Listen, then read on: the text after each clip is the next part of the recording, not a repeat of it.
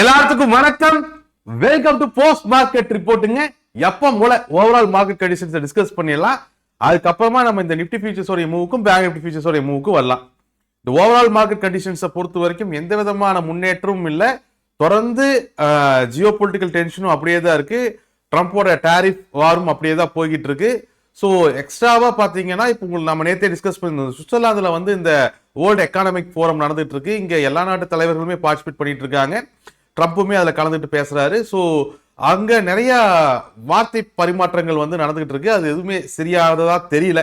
So ஒவ்வொருத்தருமே வந்து escalate பண்ணத்தான் பாக்குறாங்க. உதாரணத்துக்கு யூரோப்பை பொறுத்த வரைக்கும் இப்போ கனடாவும் புதுசாக ஜாயின் பண்ணியிருக்கு. கனடாவுமே தன்னுடைய பங்குக்கு தன்னுடைய நாட்டு ராணுவத்தையும் கிரீன்லாண்டை நோக்கி அனுப்பி இருக்கிறத பார்க்கிறோம். ஸோ இப்போ ட்ரம்ப்பும் இதை கைவிட்டு விடுற மாதிரி தெரியல. அண்ட் யூரோப்பியன் நேஷன்ஸும் இதை விட்டு கொடுக்குற மாதிரி தெரியல. ஸோ இன்னும் கொஞ்ச நாளைக்கு இந்த டாரிஃப் வார் அப்படிங்கிறதும் இந்த சப்ளை செயின் கட் ஆகிறதும் இதை சுற்றி நடக்கக்கூடிய இந்த ஜியோ பொலிட்டிக்கல் டென்ஷனும் அப்படியே தான் இருக்கும். ஸோ அதுக்கு தகுந்த மாதிரி நம்ம மார்க்கெட்டை கையாளணும். ஆக்சுவலாக இன்னைக்கு நீங்கள் பார்த்துருந்தீங்கனாலே தெரிஞ்சிருக்கும். நம்ம வால்ஸ்ட்ரீட் ஜேர்னலில் ஒரு பெரிய ஆர்டிக்கல் ஒன்று பப்ளிஷ் ஆயிருந்துச்சு. எத்தனை பேர் படிச்சீங்கன்னு தெரியல. ஸோ அந்த ஆர்டிக்கலை பொறுத்த வரைக்கும் அவங்க சொல்லக்கூடிய ஒரு முக்கியமான பாயிண்ட் என்னன்னா, இது ஒரு ஆப்பர்ச்சுனிட்டி, பையிங் ஆப்பர்ச்சுனிட்டி. ட்ரம்ப்போடைய டாரிஃப் வந்து எந்த நாட்டுக்கு நல்லது செய்யும் இல்லை எந்த நாட்டுக்கு கெடுதல் செய்யும் அப்படிங்கிறத தாண்டி இது பெரிய பெரிய இன்வெஸ்டர்ஸ்க்கு அல்லது வாய்ப்புகளை தரப்பட்ட நிறைய இன்வெஸ்டர்ஸ்க்கு ஒரு பையிங் ஆப்பர்ச்சுனிட்டியை கொடுக்கும் அப்படிங்கிற மாதிரியான ஆர்டிக்கல் தான் இருந்துச்சு. ஆனா அதே ஆர்டிக்கல் இன்னும் டீப்பா போனீங்கன்னா அவங்க கொடுக்கக்கூடிய அதோட பிரச்சனையும் என்னன்னா, இது எத்தனை நாளைக்கு இது போகும் இந்த பிரச்சனை. ஓகே, இப்போ உலகளவில் இருக்கக்கூடிய ஸ்டாக் மார்க்கெட்டுகள் பங்குகள் எல்லாமே இந்த ஜியோ பொலிட்டிக்கல் டென்ஷனாலையும் டாரிஃப் வாரினாலையும் இந்த ட்ரம்ப்போட இந்த ஆக்டிவிட்டினாலையும் இறங்கிட்டு இருக்கு. இது ஒரு பையிங் ஆப்பர்ச்சுனிட்டின்னு நினைச்சு நான் வாங்குறேன். பட் இது எத்தனை நாள்ல பிரச்சனை முடியும்? இது ட்ரம்ப் ஆட்சி காலம் வரைக்கும் இந்த பிரச்சனை தொடர்ந்துகிட்டே இருக்குமா, இல்ல நாளைக்கே ட்ரம்ப் திருந்திடுவாரா, இல்ல ட்ரம்ப்போடைய பாதை மாறுமா? அதுக்கு பதில் தெரியாது. ஒரு லாங் டேர்ம் தாட்ல நீங்க இந்த ஆப்பர்ச்சுனிட்டியை பயன்படுத்தலாமே தவிர ஒரு ஷார்ட் டைம் அப்படிங்கிறதுல வந்து இதுக்கு நடக்காமே போகலாம். ஏன்னா இந்த ட்ரம்ப்போடைய இந்த ஆக்டிவிட்டியை பொறுத்த வரைக்குமே இது தொடர்ந்து கன்டினியூ ஆகுது அப்படின்னு சொன்னா ஒரு ஆட்சி காலத்து ஃபுல்லாகவும் கன்டினியூ ஆகிட்டு இருக்கும். ஸோ அதையும் ஞாபகம் வச்சுக்கணும். ஏன்னா இப்போதான் ஒரு 1 இயர் செலிப்ரேஷனே முடிச்சிருக்காரு ட்ரம்ப். இப்போதான் ஃபர்ஸ்ட் இயர் செலிப்ரேஷன் முடிச்சிருக்காரு. இன்னும் 3 வருஷம் அவருக்கு பெண்டிங் இருக்கு. ஃபர்ஸ்ட் இயர்லயே உள்நாட்டு பிரச்சனைகள் ஆரம்பிச்சு வெளிநாட்டு பிரச்சனை விலக்கி எடுத்திருக்காரு. ஸோ இன்னும் 1 வருஷத்துல இந்த பிரச்சனை முடிஞ்சிரும் நம்ம பேச முடியாது. தொடர்ந்து 3 வருஷமும் ட்ரம்ப்போடைய இந்த இஷ்யூஸ், இந்த டாரிஃப் இஷ்யூஸ் இருக்கலாம். ஏன்னா அவரை பொறுத்த வரைக்கும் அவருடைய ஏம் அப்படிங்கிறது அமெரிக்காக்குள்ள இருந்து யோசிச்சோம்னா அவருடைய ஏம் அப்படிங்கிறது அமெரிக்காவை எல்லாத்தையும் முன்னெடுத்தணுங்கிறதா. மற்றது எதை பத்தி அவர் கவலை இல்லாம தான் யோசிக்கிறார். ஓகே, WHO அதுக்கு எதுக்கு நான் பணம் கொடுக்கணும்? ஓகே, யூரோப் யூனியன் அதை பத்தி நான் எதுக்கு கவலைப்படணும்? கிரீன்லாண்டா ஃப்ரெண்டா, ஓகே பிரச்சனை இல்லை, இவன் எதுவுமே இவன் பிரச்சனை இல்லை. ஸோ இந்த தாட் ப்ராசஸ் அப்படிங்கிறது 3 வருஷத்துக்கு இதே ப்ராசஸ்ல இருக்கிறாரா. இந்த பையிங் ஆப்பர்ச்சுனிட்டி அப்படிங்கிறது உங்களை ரொம்ப காலத்துக்கு வெயிட் பண்ண வைக்கும். எனிவே முடிஞ்ச அளவுக்கு யூட்டிலைஸ் பண்ண பாருங்க. அதோடைய பிரச்சனை இதுதான். இந்த பையிங் ஆப்பர்ச்சுனிட்டி, ட்ரம்ப் கிரியேட் பண்ணக்கூடிய இந்த பையிங் ஆப்பர்ச்சுனிட்டி, இந்த மார்க்கெட் ஃபால்னால உருவாக்கக்கூடிய இந்த ஆப்பர்ச்சுனிட்டி உடனே பலன் தருமா அப்படின்னா நம்மளுக்கு தெரியாது. ஏன்னா 3 வருஷம் ட்ரம்ப் தொடர்ந்து ஆட்சியில் இருப்பார். இந்த 3 வருஷம் தொடர்ந்து விழுந்துட்டு இருக்கிறதுக்கான வாய்ப்பும் இருக்கு. இல்லை அடுத்த வருஷமே பவுன்ஸ் ஆகிறதுக்கான வாய்ப்பும் இருக்கு. ஸோ கேர்ஃபுல்லா மூவ் பண்ணுங்க. இப்போதைக்கு இந்த இஷ்யூ தொடர்ந்து நீடிக்கிற வரைக்கும் கோல்டும் சில்வர் மாதிரியான மெட்டல்கள் வந்து தொடர்ந்து ஸ்ட்ராங்கா பெர்ஃபார்ம் பண்ணிட்டு தான் இருக்கும். இந்த ஜியோ பொலிட்டிக்கல் டென்ஷன் இருக்கிற வரைக்கும் பணத்தை சேஃபா வச்சுக்கிறதுக்கான இன்வெஸ்டர்ஸோடைய ஒரே ஹெவன் வந்து இந்த கோல்டு சில்வர் இதெல்லாம் தான். ஸோ இந்த ஜியோ பொலிட்டிக்கல் டென்ஷன் தொடர்ற வரைக்கும் இது ஸ்ட்ராங்கா இருக்கும். இந்த ஜியோ பொலிட்டிக்கல் டென்ஷன் எப்போ மாறுதோ அப்போ அங்க கரெக்ஷன் நடக்கும். பங்கு சந்தைகள் மறுபடியும் மேலே ஏற ஆரம்பிக்கும். ஸோ அந்த பேலன்ஸை கரெக்டாக மெயின்டைன் பண்ணிட்டு இருந்தீங்கன்னா சேஃபா இந்த ஆப்பர்ச்சுனிட்டியை பயன்படுத்தலாம். சரி, இது போக புதுசா ஏதாச்சும் பிரச்சனைகள் வந்திருக்கா அப்படின்னா இல்ல, தொடர்ந்து அதே பிரச்சனை தான் இருக்கும். இந்த வேர்ல்டு எக்கானமிக் ஃபோரம் வந்து இன்னும் 2-3 நாள் நடக்கும். ஸோ இதுல மற்ற தலைவர்களா என்னென்ன பேசுறாங்க, இது அடுத்த கட்டத்தை எதை நோக்கி கொண்டு போகும் அப்படிங்கிறத பார்க்கணும். பாண்ட் மார்க்கெட் மேலேயும் ஒரு கண்ணு வச்சுக்கோங்க. ஏன்னா யுஎஸோடைய பாண்ட் மார்க்கெட் கொலாப்ஸ் ஆச்சுன்னா, யுஎஸோட பாண்ட் மார்க்கெட் எப்போ கொலாப்ஸ் ஆகும்னா, யூரோப்பியன் யூனியன் இருக்கக்கூடிய நாடுகள்லாம் யூஎஸ்ல வச்சிருக்கக்கூடிய இன்வெஸ்ட்மெண்ட்ஸை வெளியெடுக்க ஆரம்பிச்சாங்கன்னா European Union bond market collapse ஆகும். அப்படி கொலாப்ஸ் ஆச்சுன்னா இந்தியாவிலிருந்து ஃபண்ட்ஸ் வெளியே போக ஆரம்பிக்கும். ஸோ பாண்ட் மார்க்கெட்டோட ஈல்ட்ஸ் இதையுமே கொஞ்சம் நீங்க வாட்ச் பண்ண வேண்டியது கட்டாயம். இதுக்கப்புறம் இந்தியன் மார்க்கெட்ஸை பொறுத்த வரைக்குமே நம்ம குளோபல் மார்க்கெட்ஸுக்கு தான் ரியாக்ட் பண்ணிக்கிட்டு இருக்கோம். ஏன்னா இந்த பிரச்சனை வந்து வெறுமனே இந்தியாவுக்குள்ள இருக்கக்கூடிய ஒரு பிரச்சனை இல்லை. இது வந்து உலக அளவில் இருக்கக்கூடிய எல்லா மார்க்கெட்டையும் பாதிக்கக்கூடிய பிரச்சனை. நம்மளும் அது கூட தான் சேர்ந்து பயணிச்சுக்கிட்டு இருக்கோம். ஆனால் நம்ம மார்க்கெட்டோட எக்ஸ்பெக்டேஷன் அப்படிங்கிறது 2 இடத்துல இருக்கு. இப்போ ஒன்று 27ஆம் தேதி நடக்கக்கூடிய யூரோப்பிய யூனியனுடைய அந்த FTA ஃப்ரீ ட்ரேட் அக்ரிமெண்ட் எப்படி சைன் ஆகும் அப்படிங்கிறத நோக்கி இருக்கு. இன்னொன்று வந்து Q3. ஆக்சுவலாக இன்னத்த மார்க்கெட்டே பார்த்தீங்க அப்படின்னா மார்க்கெட்டோடைய பாட்டம்ல மார்க்கெட் டிஃபெண்ட் பண்றதுக்கு டொமேட்டோடைய ஷேர்ஸையும் ரிலையன்ஸையும் தான் இன்வெஸ்டர்ஸ் பயன்படுத்தினாங்க. அதுலேயும் முக்கியமாக டொமேட்டோட ஷேர்ஸ் அவங்க பயன்படுத்துறதுக்கான காரணம் வந்து இன்னைக்கு Q3 வந்து அது நல்லா வரும் அப்படிங்கிற எதிர்பார்ப்புல தான். பட் எக்ஸ்பெக்ட் பண்ண லைன் வித் எக்ஸ்பெக்டேஷன் தான். ஸோ அதுவும் மறுபடியும் ப்ராஃபிட் புக்கிங்குள்ள போறதுக்கான வாய்ப்புகள் இருக்கும். லைன் வித் எக்ஸ்பெக்டேஷன் எல்லாம் பீட் பண்ணல. பட் எக்ஸ்பெக்டேஷன் பண்ண அளவுக்கு டொமேட்டோட ஷேர் ரிசல்ட்ஸ் எல்லாம் நம்மளுக்கு Q3 வந்திருக்கு. ஸோ இதெல்லாம் தான் இப்போதைக்கு இப்போ உதாரணத்துக்கு நேற்று HDFC வச்சு மார்க்கெட்டை டிஃபெண்ட் பண்ணாங்க. இன்னைக்கு டொமேட்டோவையும் ரிலையன்ஸ் வச்சு மார்க்கெட் டிஃபெண்ட் பண்ணாங்க. ஸோ இந்த டிஃபென்ஸுமே வந்து ஜனவரி 27 அதோடைய FTA சைன் ஆகிற வரைக்கும் இருக்கும். அதுக்கான வாய்ப்புகள் இருக்கு. அதுக்கப்புறம் ஃபோக்கஸ் எல்லாமே பிப்ரவரி 1ஆம் தேதிக்கான பட்ஜெட்டை நோக்கி நகர்ந்துடும். பிப்ரவரி 1ஆம் தேதி பட்ஜெட்டை பொறுத்த வரைக்குமே பெரிய லெவலோட எக்ஸ்பெக்டேஷன் நம்ம மார்க்கெட்டை பொறுத்த வரைக்கும் எக்ஸ்பெக்டேஷன் எதை நோக்கி இருக்குன்னா இந்த STT ஏதாச்சும் கம்மி பண்ணுவாங்களா, அதுக்கு ஏதாச்சும் வழி பண்ணுவாங்களா. ஏன்னா நம்ம நிறைய டாக்ஸுகள் பே பண்ணிட்டு இருக்கோம். ஸோ இந்த STT கம்மி பண்ணுறதுக்கான ரெக்கமெண்டேஷன் வந்து பெரிய லெவலில் கொடுக்கப்பட்டிருக்கு. அதை நோக்கி போகும். ஸோ பட்ஜெட் டைம்ல மார்க்கெட் ரொம்ப வீக்கா இருக்கிற பட்சத்தில் கவர்மெண்ட் மார்க்கெட்டை பூஸ்ட் பண்றதுக்கு ஸ்டாக் மார்க்கெட்டுக்கு ரிலேட்டடான ஏதாச்சும் அனௌன்ஸ்மெண்ட்ஸையும் கூட கொடுக்கலாம். ஏன்னா நிறைய மீட்டிங் வந்து கண்டக்ட் பண்ணிட்டு இருந்தாங்க, ஃப்ரீ பட்ஜெட் மீட்டிங்ஸ் கண்டக்ட் பண்ணிட்டு இருந்தாங்க. அதுல AMC அதாவது இந்த அசெட் மேனேஜ்மெண்ட் கம்பெனிகளையும் கலந்துரையாடி இருக்காங்க, புரோக்கரேஜ் கம்பெனிகளையும் பேசியிருக்காங்க. ஸோ ஃபோக்கஸ் வந்து STT கம்மியாகுமா இல்லை அது தூக்குவாங்களா அப்படிங்கிறத நோக்கி பட்ஜெட் அந்த ஃபியர் போயிடும். ஜனவரி 27க்கு அப்புறம் ஜனவரி 27க்கு வரைக்கும் இந்த ஃப்ரீ ட்ரேட் அக்ரிமெண்ட்டோடைய தாக்கம் இருக்கும், Q3யோட தாக்கம் இருக்கும். ஜனவரி 27லிருந்து நம்ம பட்ஜெட்டை நோக்கின ப்ரொஜெக்ஷன் போயிடும். அதுக்கப்புறம் பட்ஜெட் எப்படிங்கிறத பொறுத்து தான் நம்மளோட மார்க்கெட் ரியாக்ட் ஆகும்.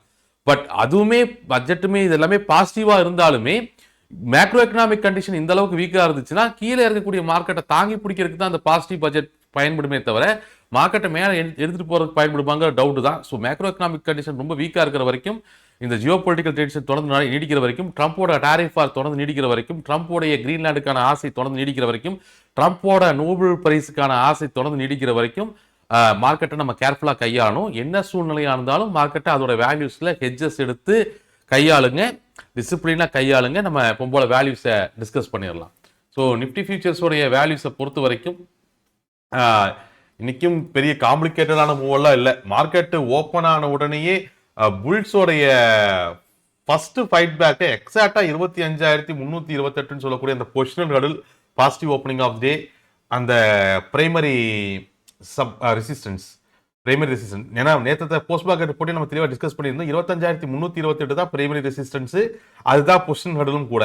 ஸோ எக்ஸாக்டா மார்க்கெட்டை காலையில புல்ஸ் ஓப்பன் பண்ண அந்த பிரைமரி ரெசிஸ்டன்ஸை கிராஸ் பண்ண ட்ரை பண்ணாங்க. எக்ஸாக்டா 25,328லயே பியர்ஸ் மார்க்கெட்டை டிஃபெண்ட் பண்ணி கீழே கொண்டு வந்தாங்க. அப்போ கீழே வந்த மார்க்கெட்டு நெகட்டிவ் ஓப்பனிங் ஆஃப் டேவான அல்லது பிரைமரி சப்போர்ட்டான 25,268 பிரேக் பண்ணி ஃபர்ஸ்ட் இன்ட்ராடே டிஃபென்ஸை ஃபர்ஸ்ட் பிரேக் பண்றாங்க. ஃபர்ஸ்ட் இன்ட்ராடே டிஃபென்ஸை பிரேக் பண்ண உடனேயே மார்க்கெட் தொடர்ந்து அடுத்தடுத்து இன்ட்ராடே டிஃபென்ஸை பிரேக் பண்ணது பார்த்தோம்.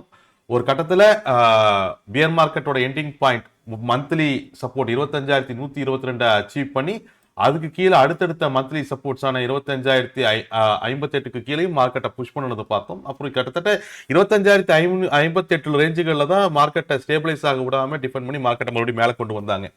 சரி, இப்போ 2 பாயிண்ட்டை நம்ம பேசலாம். ஃபர்ஸ்ட் என்னன்னா, ஒரு சைக்கிள் கம்ப்ளீட் ஆயிருச்சு.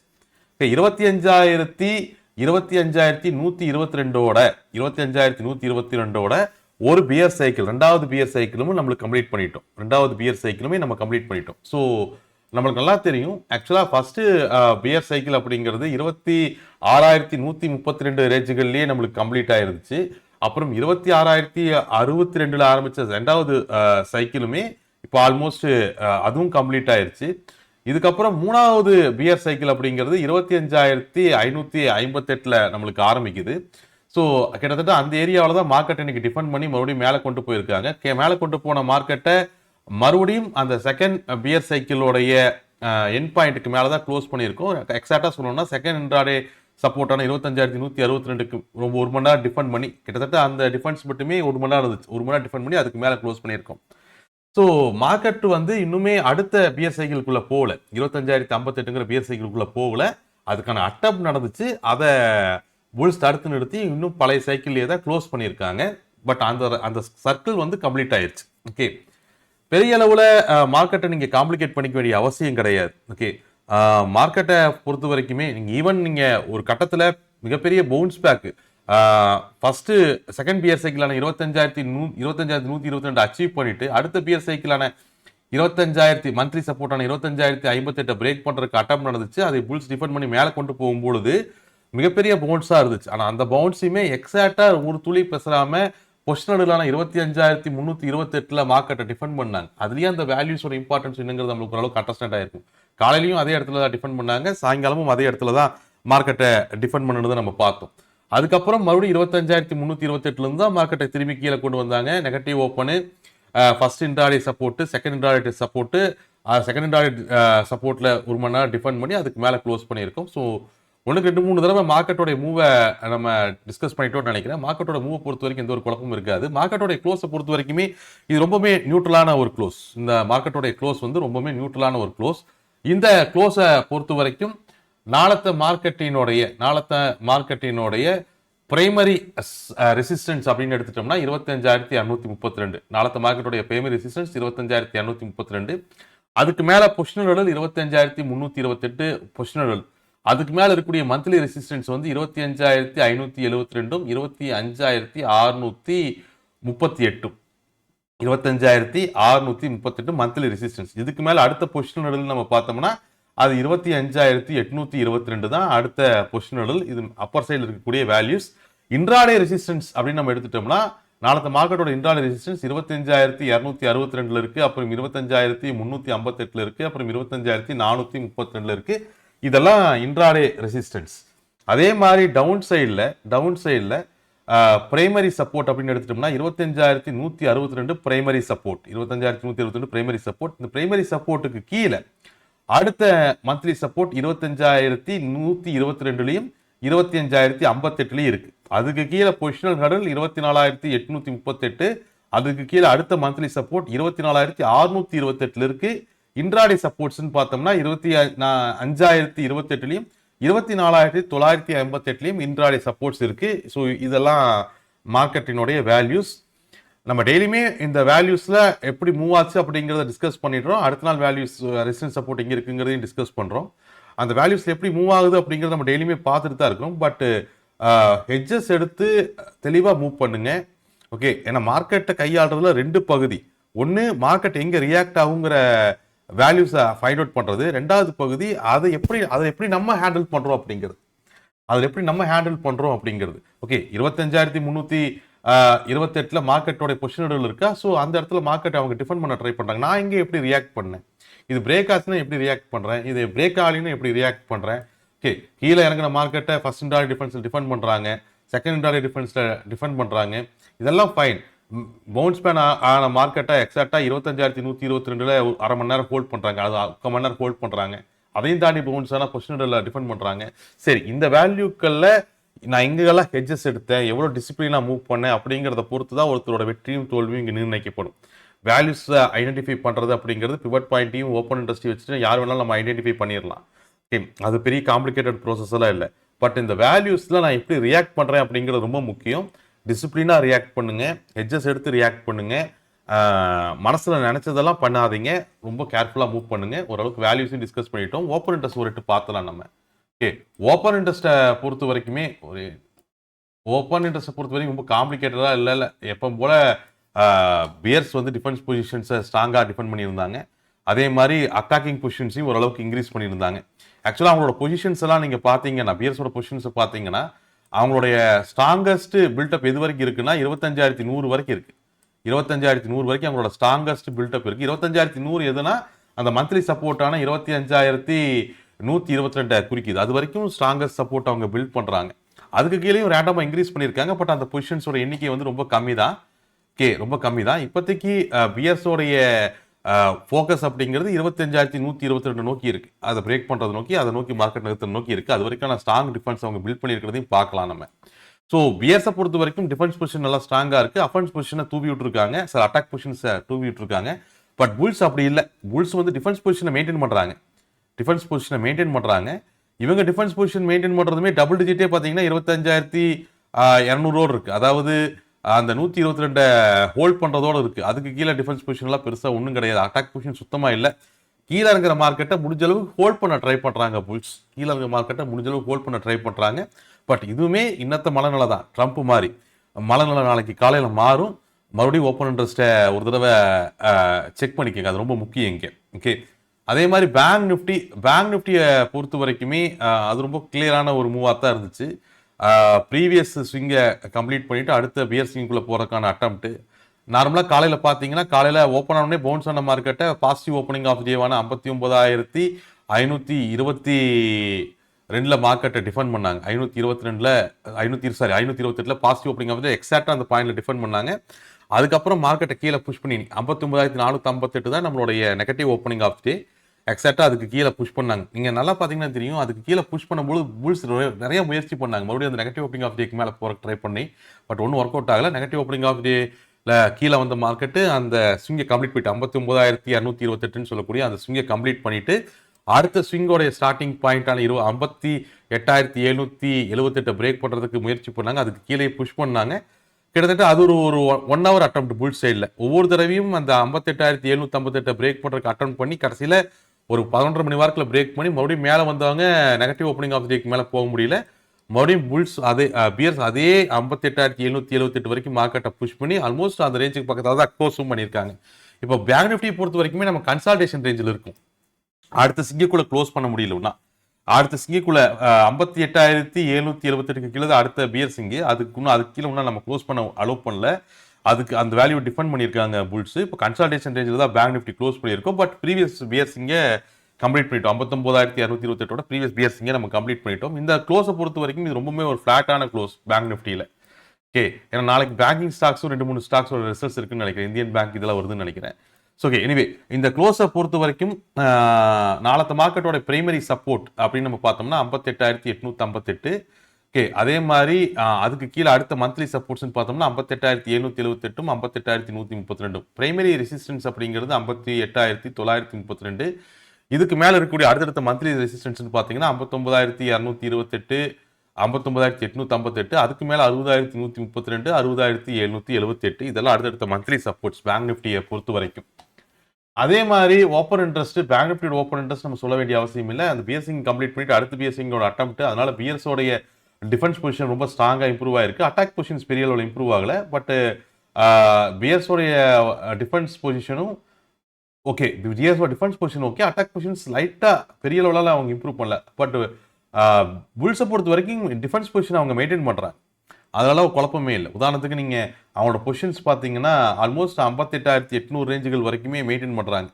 ஏன்னா 58,778 அடுத்த மந்த்லி சப்போர்ட் அந்த அந்த அது வரைக்கும் மெயின்டைன் பண்ணுறாங்க. அதுக்கு கீழே பெருசாக ஒன்றும் இல்லை. அதுக்கு கீழே பெருசாக அவங்க கவர் ஆயிடுச்சு. பிஎஸை பொறுத்த வரைக்கும் இன்னும் டிஃபென்ஸ் பொசிஷன் மிச்சம் இருக்குது. புல்ஸை பொறுத்த வரைக்கும் டிஃபென்ஸ் பொசிஷன் மிச்சம் இருக்குது. பிஎஸை பொறுத்த வரைக்கும் டிஃபென்ஸ் பொசிஷன் நல்லாவே இருக்குது. அண்ட் அட்டாக்கிங் பொசிஷன்ஸும் ஓரளவுக்கு இம்ப்ரூவ் பண்ணியிருக்காங்க. பட் என்ன நடந்தாலும் வேல்யூஸில் ஹெஜஸ் எடுத்து மூவ் பண்ணுங்க. அது ரொம்ப முக்கியம் இங்கே. ஓகே, ஸோ ரொம்ப முக்கியமான ஒரு காலகட்டத்தில் இருக்கிறோம். நிறைய பேருக்கு என்ன தாட் வரும் அப்படின்னு சொன்னால், ஸ்டாக் நான் அப்படியே சொன்ன மாதிரி இந்த வால் ஸ்ட்ரீட் ஜெர்னல் பேசின மாதிரி ப்ரைஸஸ் நிறையா ஸ்டாக்கோட ப்ரைஸஸ் ரொம்ப ஹையாக பார்த்த ப்ரைஸஸ் எல்லாம் இந்த ட்ரம்ப்போட இஷ்யூனால பெரிய அளவில் கம்மியாக இருக்கும். இல்லை நீங்கள் ஆல்ரெடி வாங்கி வச்சிருந்த ஸ்டாக்ஸோட விலைகளும் பெரிய அளவு கம்மியாக இருக்கும். இப்போதைக்கு ஆவரேஜ் பண்ணலாம், இல்லை இந்த டிப்பை யூஸ் பண்ணி இன்வெஸ்ட் பண்ணலாம் அப்படிங்கிறத தாட்டெல்லாம் வரும். அதெல்லாம் தப்பு இல்லை. ஏன்னா பையான் டிப் அப்படிங்கிறதா நம்மளுக்கு சொல்லித்தரப்பட்ட விஷயம். டவ்வே அதான் சொல்லுது. ஓகே, இந்த ஜேர்னலும் அதுதான் சொல்லுது. ஆனால் கொடுக்கக்கூடிய கொஸ்டின் மார்க் என்னன்னா, இந்த டிப் எது வரைக்கும் போகும்? இந்த ட்ரம்ப்போட டேரிஃபார் இதோட முடிஞ்சிருமா, எக்ஸ்கலேட் ஆயிருமா? இன்னும் 3 வருஷம் அவருக்கு ஆட்சி இருக்கே. 3 வருஷம் இறங்கிட்டு இருந்ததுன்னா 3 வருஷமும் என்னோட வெயிட்டிங் பீரியட் இருக்குமே. அது வரைக்கும் தொடர்ந்து ஆவரேஜ் பண்ணுறதுக்கு எனக்கு பணம் இருக்கா? இந்த விஷயங்கள்லாம் யோசிச்சு முடிவெடுங்க. ஓகே, யோசிச்சு முடிவெடுங்க. கபால் குபின்னு கடனை வாங்கி ஸ்டாக் விலையெல்லாம் கம்மியாக தெரியுதுன்னு உடனே உள்ளே குதிச்சிடாதீங்க. அது ரொம்ப முக்கியம். அதே நேரத்தில் தொடர்ந்து கோல்டு சில்வரெல்லாம் ஏறிட்டு இருக்கு, அதில் போய் குதிக்கலாம் அப்படிங்கிறதையும் பார்த்து பண்ணுங்க. ஏன்னா இது எல்லாத்துக்கும் அடிப்படை காரணம் இந்த ஜியோ பொலிட்டிக்கல் டென்ஷன் தான். இது கொஞ்சம் சரியாச்சுன்னா அப்படியே ஷிஃப்ட் ஆயிரும். மார்க்கெட் ஏற ஆரம்பிச்சிடும், கோல்டு கரெக்ஷனுக்குள்ளே போகும். ஸோ ரொம்ப கேர்ஃபுல்லாக மூவ் பண்ணணும். ஓகே, நாளைக்கு அந்த யூடியூப்ல அவர் சொன்னார், இந்த யூடியூப்ல இவர் சொன்னார், இந்த நாகராஜா சொன்னா அப்படிங்கிறதெல்லாம் இங்கே பேச்சே இல்லை. பணம் உங்களோட இது அப்படிங்கிறத ஞாபகம் வச்சுக்கோங்க. ஓகே, கால்குலேட்டர் ரிஸ்க் எடுங்க. கடன் வாங்கி இன்வெஸ்ட் பண்ணாதீங்க. இருக்கிற பணத்தை இன்வெஸ்ட் பண்ணுங்க. இதுதான் ஆப்பர்ச்சுனிட்டி அப்படி இப்படின்னு கடன் வாங்கியெல்லாம் இன்வெஸ்ட் பண்ணாதீங்க. இருக்கிற பணத்தை இன்வெஸ்ட் பண்ண ட்ரை பண்ணுங்க. எஸ்ஐபி மாதிரியான விஷயங்களை ஹேண்டில் பண்ணுங்க, தப்பு இல்லை. சேஃபாக ட்ரேட் பண்ணுங்க, வேல்யூஸில் டிசிப்ளினாக ட்ரேட் பண்ணுங்க. மற்றபடி நம்ம எல்லாத்தையும் நம்ம நாளத்தை போஸ்ட் மார்க்கெட் ரிப்போர்ட்டில் டிஸ்கஸ் பண்ணிக்கலாம். Thank you very much guys. Thank you.